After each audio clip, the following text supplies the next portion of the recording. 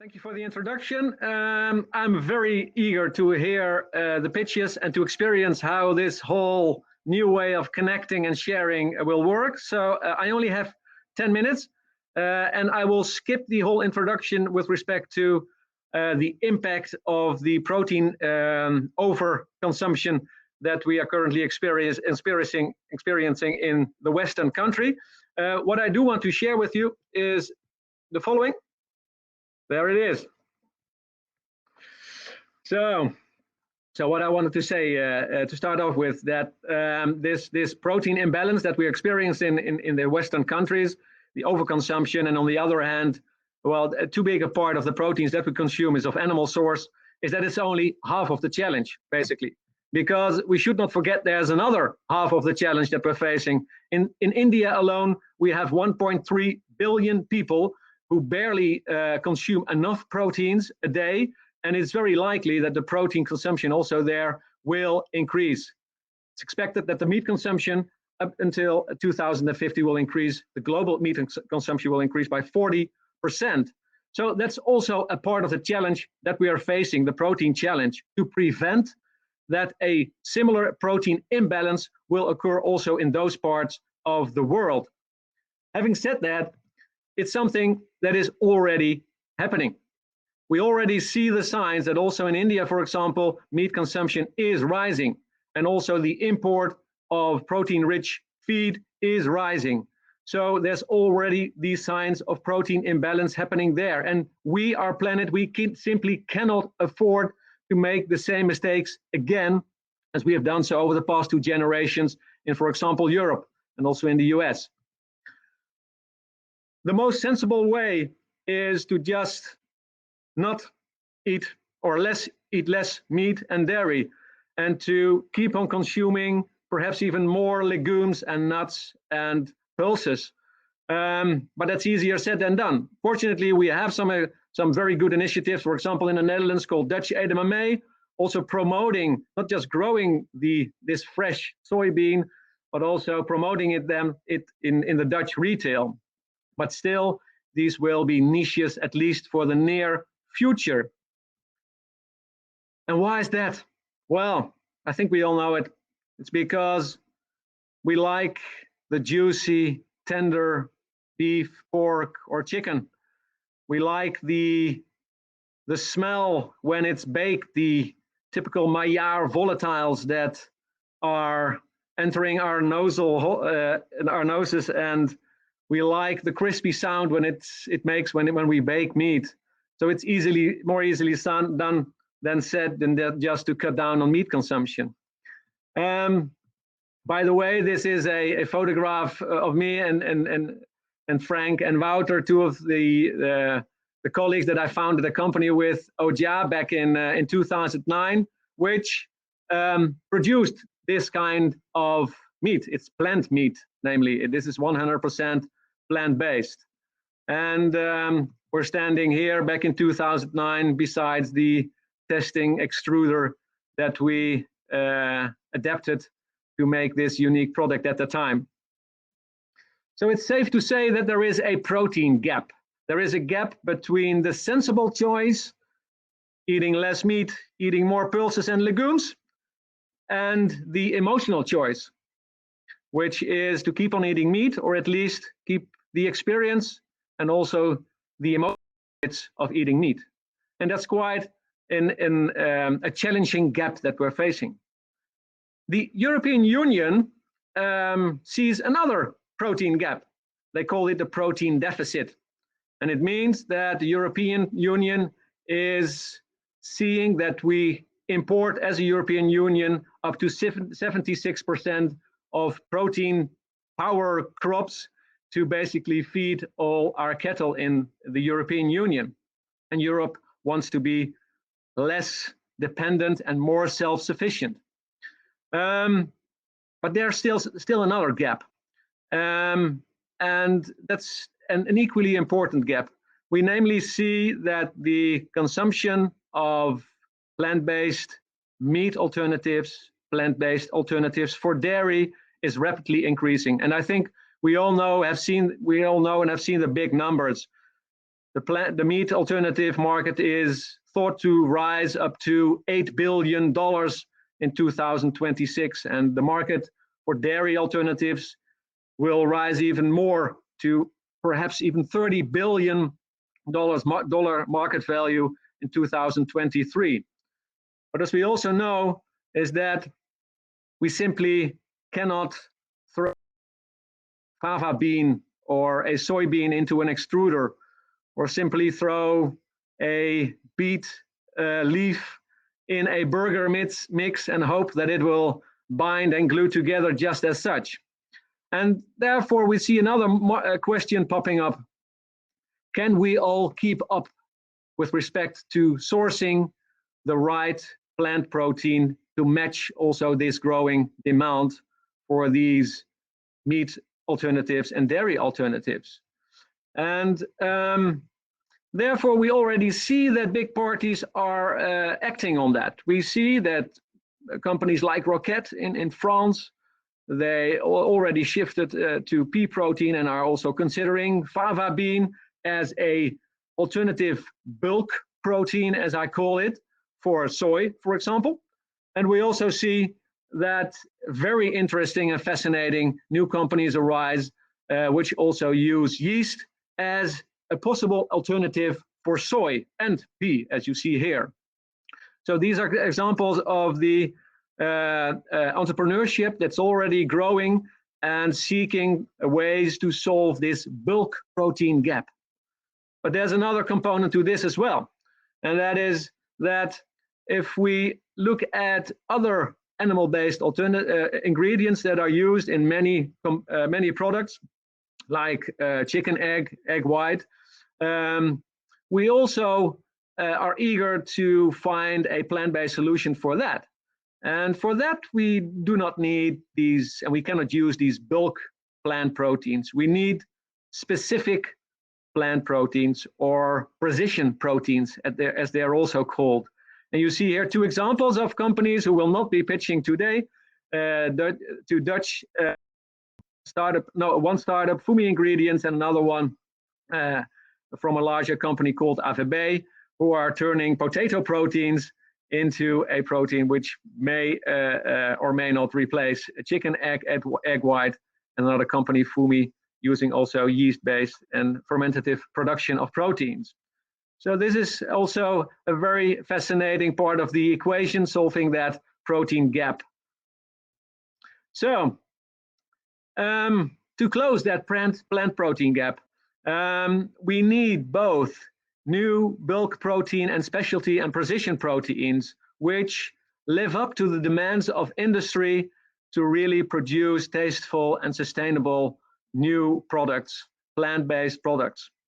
We need to really look after sustainable raw material sources while maximizing functionality and nutritional value, and if possible, at minimal processing. So these are quite some demands that we have. Processes should be scalable. The quality of products and ingredients should be constant. And to my personal opinion, I don't think there will be one ingredient solving it all. We also need to do some smart ingredient blending. But then there is this final protein gap that I want to address here, and that is that of the human need. It has a reason. It's not without reason that companies like Upfield, promoting themselves as the largest plant-based company in the world, and I saw somebody from Upfield also attending this webinar. It has a reason that also these companies are seeking now for human capital also to assist them in these protein quest that we have here. And ladies and gentlemen, to be honest, we need you all. And we need Bart and Tom from the Netherlands calling themselves the new milkmen. We need Shama from Sunfed Meats in New Zealand at the right bottom. We need in the middle Anna Kaisa with this great hat in Sweden from Oomph. We need Abhishek from Good Dot in India, also a very fascinating meat successor startup, as I would call them. So I'm very eager to hear the pitches and also to hear your experiences and thoughts, because it's also up to us to turn a serious business, which I think we all know the protein shift is, also into a serious business. Boom. But then we have this multi-headed viral monster popping up. So what's going to happen here within the next few months and years? It might just be that this plant protein gaps will even become bigger. We already see some signs that we are questioning the way that we are consuming, the way that we are producing.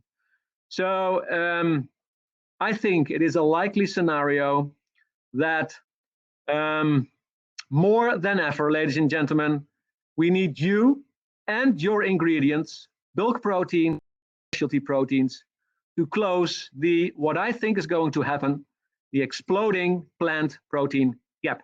Thank you so much for your attention. Really looking forward to your input and your pitches.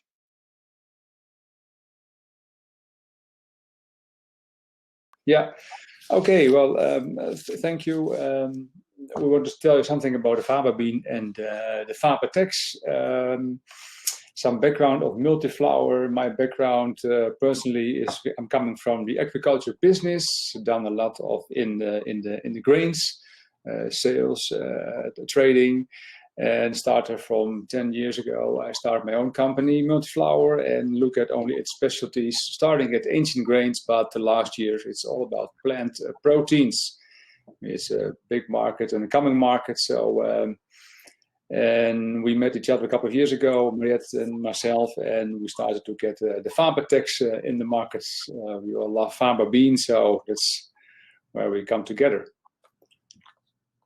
I think it's your turn, okay. Mariette. Something. Yeah, I'm an introduction from myself. I'm Mariette van der Noord. My company is MFH Pulses. I'm a freelance food scientist specialized in pulses like beans, peas, lentils, and lupin, and a vegetable protein. And as René just said, Multi-Flower and MFH Pulses started cooperating a couple of years ago, which resulted now in the development of a texturized faba protein. If we talk about the market, like Jeroen just indicated, then plant protein demand is very much increasing, like 5 to 15% of increase of this plant protein market a year. And in the plant protein market, nobody will be surprised, soya is the main source where all the products are made of. But soy is, as you all also might know, not always the most sustainable plant protein source, due to deforestation, to genetically modification, and often soy is also cultivated outside of Europe. And moreover, soya is also an allergen to be declared in the consumer products.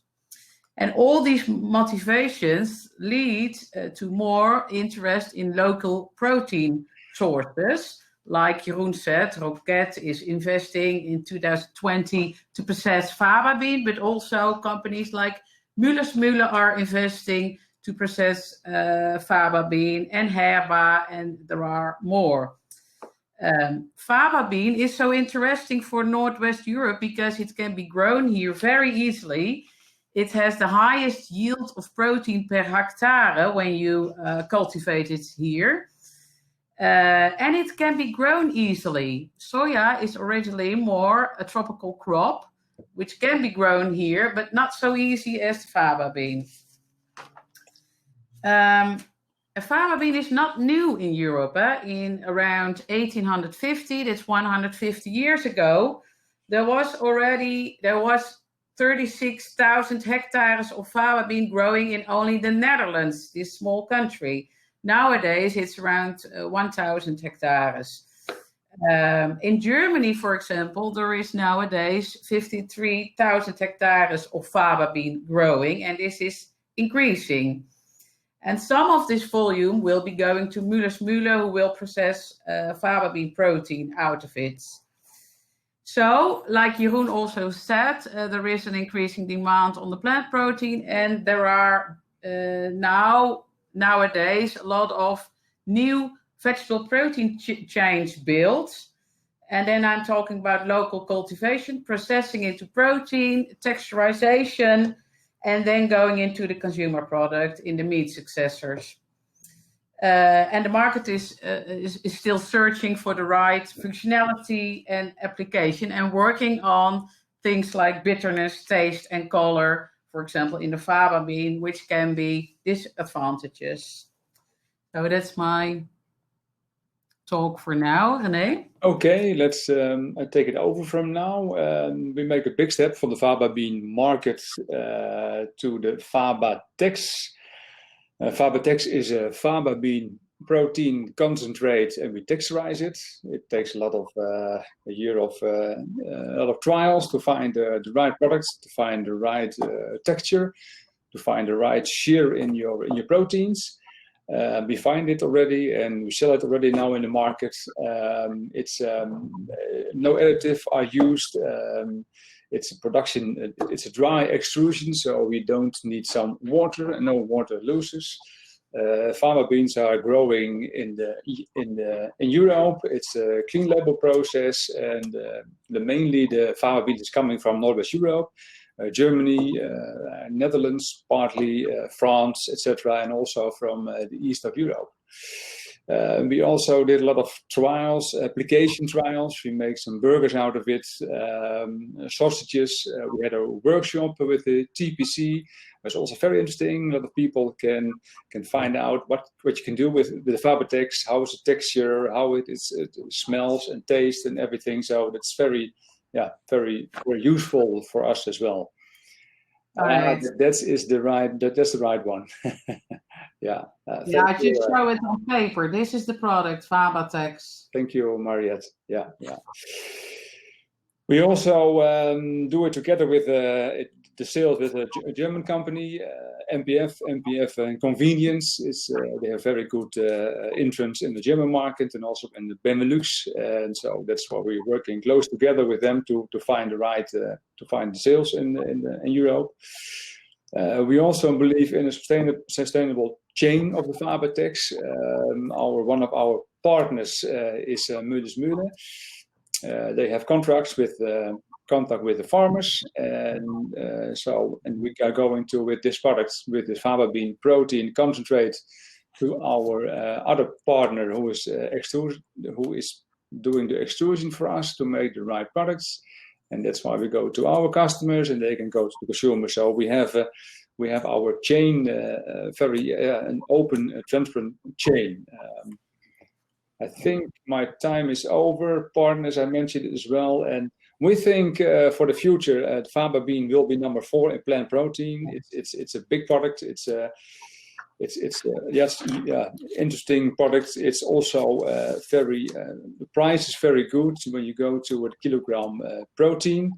It's a clean label process. It's sustainable, and we believe also in faba bean as a protein source instead of a meat substitute. Everyone is looking to meat substitute, but we believe more in protein resource like tofu. Tofu has its own market and its own brand.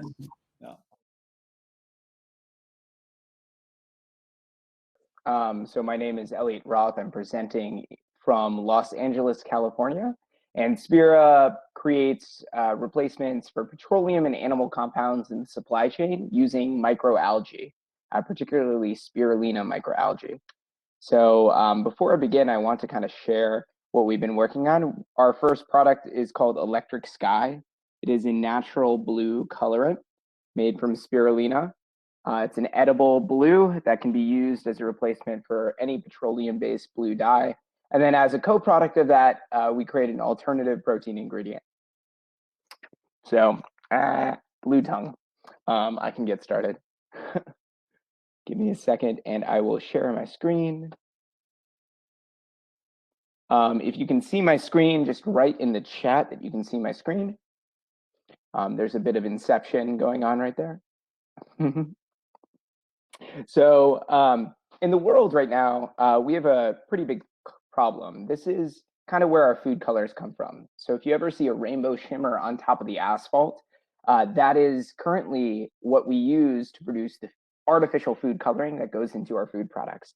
It's the leftover oil scum. So in essence, anytime you eat an artificial food color, you're basically licking the pavement. And the vast majority of multinational companies realize this, and they're moving to shift away from artificial dyes and colors by 2022. And in particular in Europe, I think that transition is already being made. Now, there's definitely colors like red from beets and orange from carrots, yellow from turmeric, but there really is no good option for blue until now. Our product, Electric Sky, offers a natural replacement for blue dyes in the food supply using an extract from spirulina microalgae. And we've already lined up clients in various industries in food, cosmetics, textiles, and regular pigmentation. This is just a sampling of some of the clients that we've lined up. And the total prospective billable revenues of these clients is about 33.6 million in projected annual recurring revenue.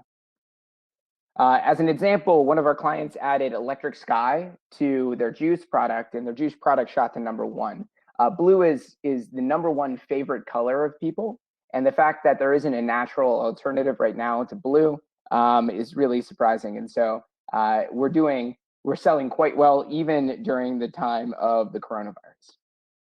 So the way we make it is from spirulina. It's a type of bacteria, single-celled protein. It already has, it's been consumed for hundreds and hundreds of years, ever since the time of the Aztecs, and was even investigated by the European Space Agency and NASA as a suitable food source for astronauts. And we use spirulina as a protein production platform. The way our business really works is we take that spirulina strain, work with contract farmers all over the world in developing countries, and then take it through a proprietary fractionation process to turn it into a spirulina protein isolate and our Electric Sky food dye. So our ingredient platform is non-allergenic. It has all essential amino acids. It's very low cost. It absorbs CO2 while it grows. So in essence, it's carbon neutral, carbon negative, and it already has generally recognized a safe status.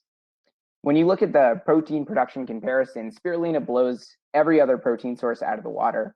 It's able to produce thousands of kilograms of protein per hectare per season.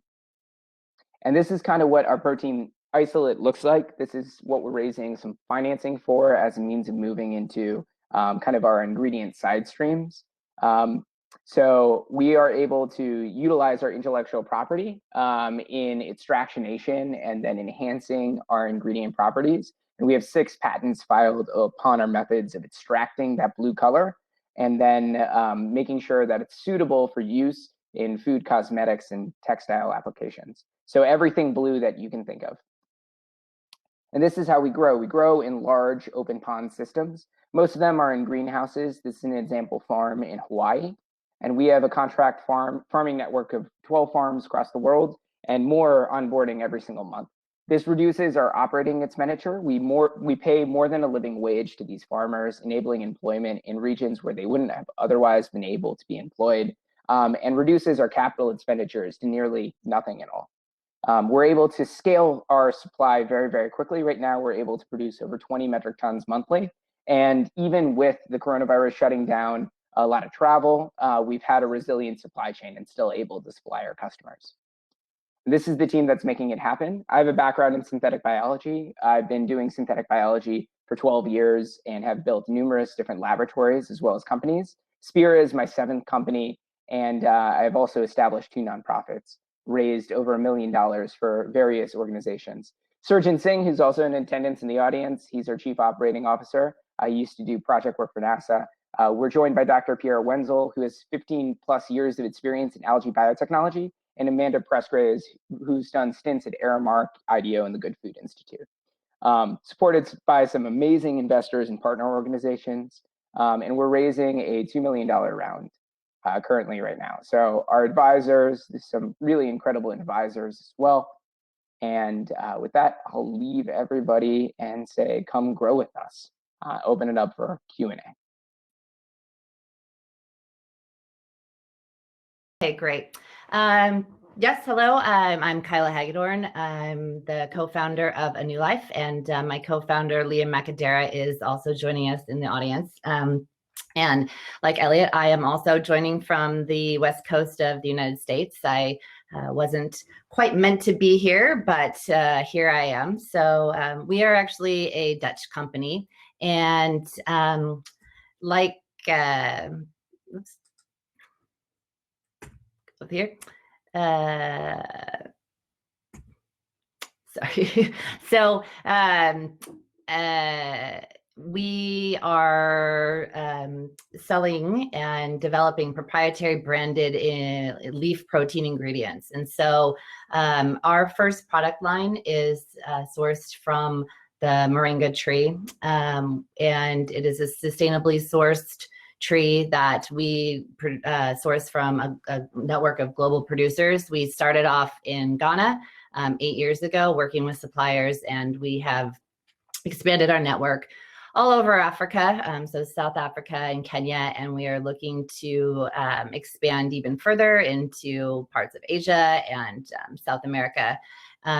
We develop specific protein ingredients using unique purity processes, and we are a B2B wholesaler where we are supplying the food and beverage manufacturers, supplements, and a bit of animal feed as well. So for those of you who don't know what moringa is one of the most nutrient-dense plants on the planet. It is said to be the highest in nutrients other than spirulina, and so we say that it's the highest of all the land plants. And recently, Unilever named moringa as one of its Future 50 foods. As you can see, it is really high in many vitamins and nutrients. So specifically, vitamin A and vitamin C are really two of the really important nutrients. And right now, I think it's important to call out that the high levels of vitamin C, along with zinc and some other really important nutrients, are really important for being part of a strong immunity building plan. So, as we move forward with everything that's going on in the world right now, immunity is going to be something that's really important. And this is, just part of an overall plan. But as we are here today to talk about is, of course, protein. And moringa is one of the highest protein plants on the planet. And we are working specifically on several different products sourced from moringa. So we currently have been, for the past 8 years, have been selling dried leaves, powder, and capsules for supplements. And we have now refined a concentrate, which is extremely high in protein, but also contains a lot of the other nutrients. And I think that that's one of the important things that that sometimes some of the other plant proteins lose is a lot of the nutrients. And so manufacturers are having to fortify with other ingredients. And the benefit to moringa products is that you have all those nutrients still there, but a really high level of protein. And then in development, we are working on a protein isolate. So we've got there. We're refining that. We're refining the process. And then we're also working on a texturized protein, which has some really important functionality characteristics that are really favorable. So we can move on to that. So the concentrate is typically about 46% protein. We're working to refine it to get a little higher than that, to be about 50% protein. Very bioavailable, liquid soluble, nutrient stable. And then once we move on to the isolate, of course, the properties that are really favorable are its ability to act as an emulsifier, gelling and foaming, and water and oil binding. And then once we finally get to the texturized protein, the exciting thing for us is that Moringa has this really amazing ability to be fat absorber. And so we're able to get a lot of the flavor retention, which, you know, gives all of those really favorable sensory experiences. So the sizzle factor and the chewiness and the really good mouthfeel. And, you know, one thing that is important to mention that I think has been sort of a theme here is that this is going to be a companion protein. So we're not looking to, you know, replace soy. We're not looking to replace pea. We're not looking to replace any other protein. But we see that, you know, first of all, there's this great need for new plant proteins, and all have the ability to, you know, be in the same space and to work together. So we see this as a companion protein and, you know, a complement, and be able to blend with other proteins. So in terms of product applications, you know, really our Moringa products, you know, touch on everything. So food and beverage, it's really going to be a key in meat alternatives, dairy alternatives, and then supplements and sports nutrition as well. And then, you know, some of the important marketing benefits and things to think about it's gluten and allergen free, which, you know, a lot of the other proteins, plant proteins, contain allergens. It's non-GMO. As I mentioned before, it's a really important part of an overall immunity supporting plan.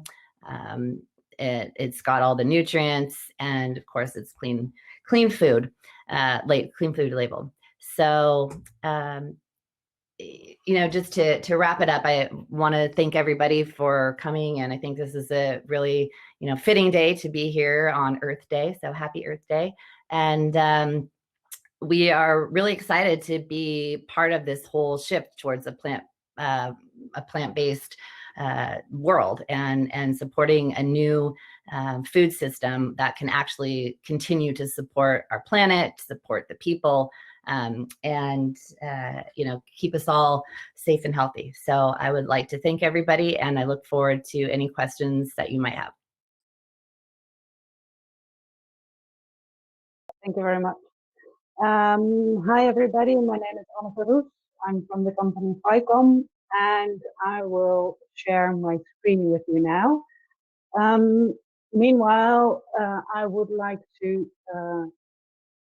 share with you that there will be a little bit of overlap due to the subject.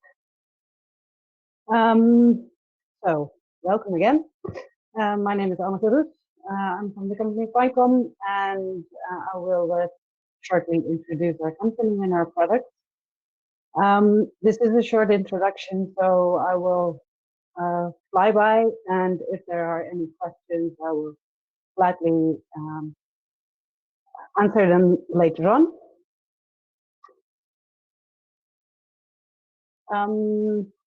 So as you all know, we face a lot of challenges on the availability and accessibility of food and feed. Jeroen already mentioned the cattle that we need to feed, as well as the quality of food that we consume. These challenges are not new. I would hop to the next slide. Microalgae will promise to bridge that food gap. If you want to, just see if I could move this one around. Like so, if you want to read more about why we think microalgae will bridge that food gap, please have a look on our website. It's marked below. So firstly, what are algae? It's the most sustainable crop when cultivated right. They're not land-based and use photosynthesis. We have macroalgae and microalgae. Macroalgae visible with the naked eye, as well in salt and fresh water. And microalgae, it's a single cellular organism. Ficom cultivates a single cellular freshwater microalgae, currently it's the chlorella. When cultivating microalgae, we come into contact with 4 major challenges: algae growing cycles, a lot of contamination when not cultivated right, high cost for cultivation systems that do have the quality right, and also the need of very much of raw material. The uniqueness of our system is that it enhances, it is a fully closed system, therefore it is seasonal independent. It will run 24/7, 365. We have a agriculture, and the system is also FSC and GMP Plus certified, so it is available for feed and food application. Our modular system is easy to scale, so we can easily scale up to market needs, and it is sustainable. We can reuse all materials. Our microalgae currently are the Chlorella sorokiniana and the vulgaris, quite similar but also quite different in nutritional density. We can deliver both algae in various forms, dried as well as fresh biomass, whatever suits your needs. The markets that we can deliver in is from human nutrition to until the aqua feed. It is very broadly, but I will mainly focus on the application for human nutrition because of the subject of today's talk. The application is for meat and fish alternatives, beverages and smoothies, but also in bakery, and of course, very well known is used in nutritional supplements, and many, many more. The benefits of the use of microalgae in a product is that it is 100% vegan protein source. It can be used as a binder and binding agent, can replace partially egg white use, and the taste, which was discussed earlier and questioned as well, is typically a pleasant umami flavor. Due to the closed system, it hasn't got that fishy taste that people associate with algae. And the color, it is quite clear and very sharp green. Also, I want to point out today that we have a development program which focuses specifically on protein. This is a preview for you guys first. This sheet hasn't been shown priorly, so I'm very excited to share with you that we will we will be the first global mover engaging in protein separation. The first technical tests will be done Q3 this year, and the primary focus of our process and the second factory, which is located in Zeeland, by the way, will be on the separation of the biomass in functional proteins, or as Jeroen called it, precision proteins.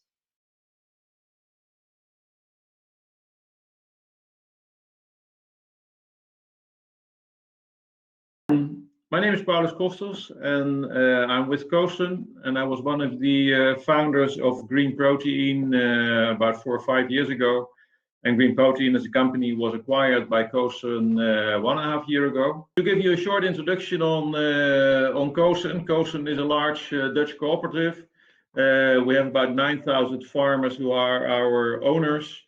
We have a turnover of around 2 billion, but that whole turnover is based on a number of ingredients. But all the ingredients are basically carbohydrate ingredients. The background of the company for sure is the sugar company originally in the Netherlands. So sugar is one of our main products, but we also have inulin. We are in French fries, so that's not the best business to be in at the moment. And we are also large in feed. But what we are, so we are a big company, but in proteins, we basically are not more than a startup. What we aim is in the coming years to build a protein business, both in nutritional and functional proteins, and as I learned today, also in precision proteins, nice new word for today. And one of the proteins which will be the base is the ribisco, the functional protein from green leaves, which we have been developing over the past years. As Floor said, we integrated a demo plant last year, October, and we are further optimizing and developing the processes. The ribisco definitely will be a functional food in view of the EU regulations. So we are in the process of obtaining EFSA registration, admission for that. Well, that's a process that takes time and money. And we expect that we will be in the, well, for introduction in the market in about 2 years. It's a highly functional protein, and it's very attractive from the point of view of taste, which is very low, but also that functionality is exhibited at a low level of addition, low ingredient level. But that will not be the only, and for sure not the last protein.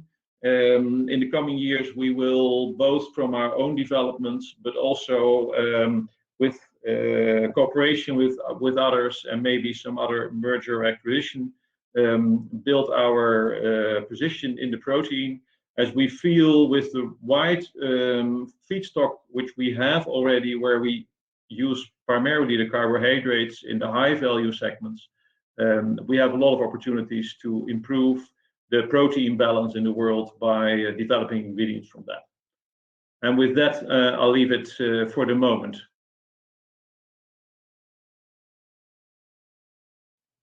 So, hello everybody. So nice to be here in this digital networking forum. I don't have any slides to share. I will just talk to reduce the technical issues. Yeah, so my name is Ebba Fröling and I am from a company called Moringa. Today I will introduce you to the magic word of fungi, and I will talk about our product Promic, what it is and how it's made. We are offering a vegan protein source made from filamentous fungi, so-called mycoprotein. We call our product Promic, and we are producing it today in our facility here in Gothenburg, Sweden. The production reminds you a little bit of a beer brewery where we produce Promic in the big fermenters. The process takes approximately 24 hours, so it's very quick. And what comes out is kind of a wet biomass that reminds you almost like wet cotton that we press out of water. And what you get out is kind of small flakes or bites that can basically be put directly on a frying pan. But it can also be processed into different kind of food applications. Meat replacement is one, but it can also be dried into a powder for protein supplements and so on. But what we have been focused on mainly the last couple of months here is for the meat replacements, where we see the biggest interest from our customers at the moment. The top 3 reasons why consumers are buying vegan products is because of, 1, healthy reasons, curiosity, and also to reduce their climate impact. And that is exactly what we can offer our customers, to their consumers. Because Promic has a great amino acid profile that scores in comparison to egg and milk. In dry form, we have 60% protein, and Promic is also high in fiber, but low in fat. We also have good minerals such as calcium and iron as well. The ones that have tested the product says that it's also really good chewiness, a little bit too chewy almost, which is good though compared to soy and pea, for example, that lack those things today. So if you mix them together with that, our chewiness is actually a really good thing. It can also be processed and removed a little bit. Promic also has a very neutral taste, so it's very easy to season and flavor. It's also very easy to work with in that sense, since it absorbs very easily the flavors as well. And the process for making Promic is also very much in our advantage. It's very easy to scale up, and we can produce it fast and anywhere in the world. We are not depending on any weather conditions or other circumstances.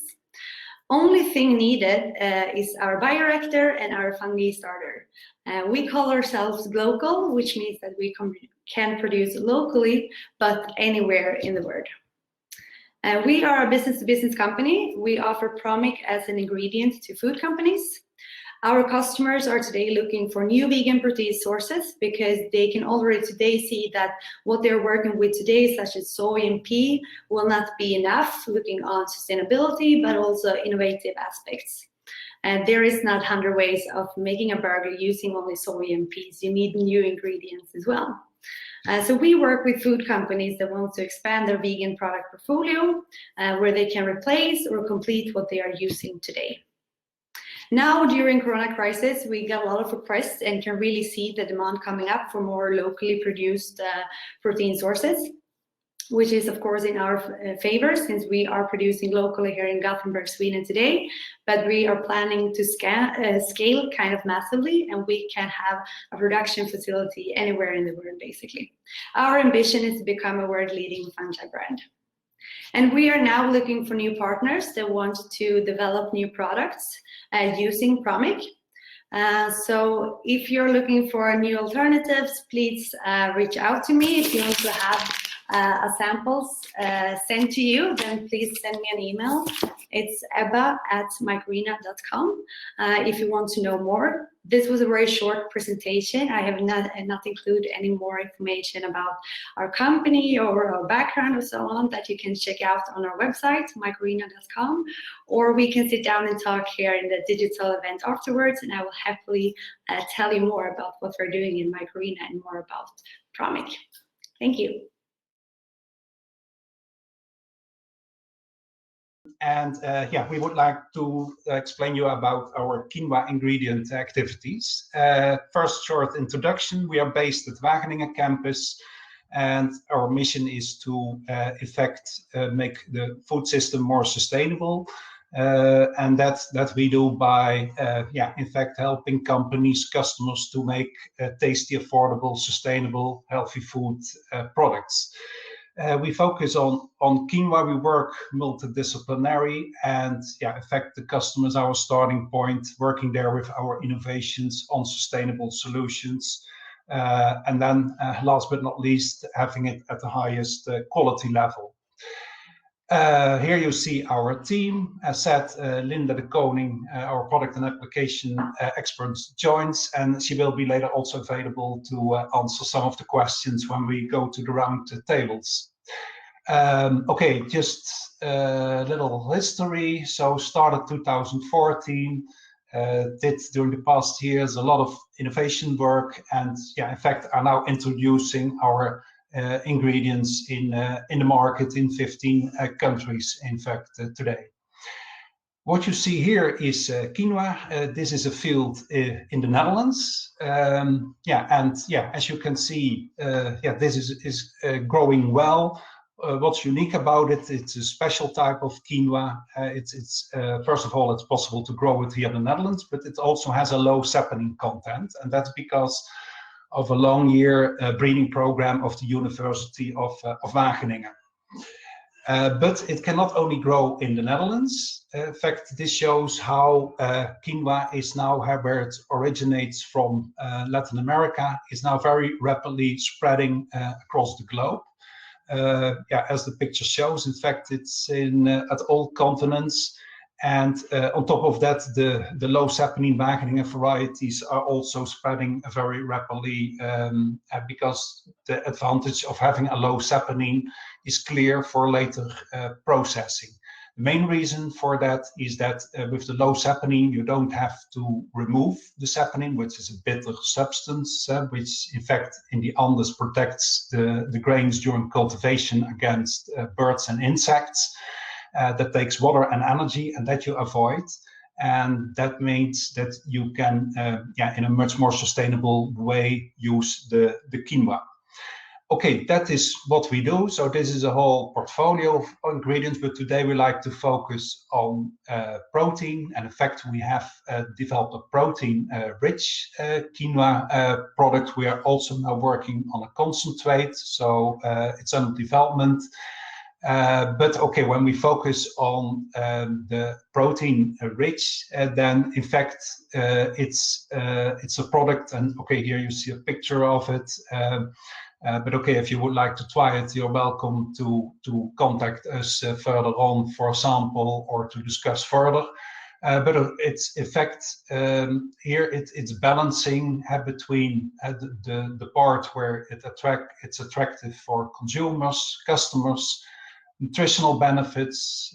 As you all know, quinoa has a very good amino acid profile, but also other valuable nutrients.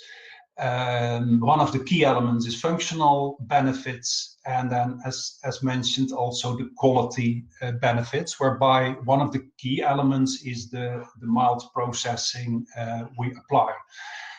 Okay, today we learned about specialty protein, so I think definitely quinoa is falling in that category.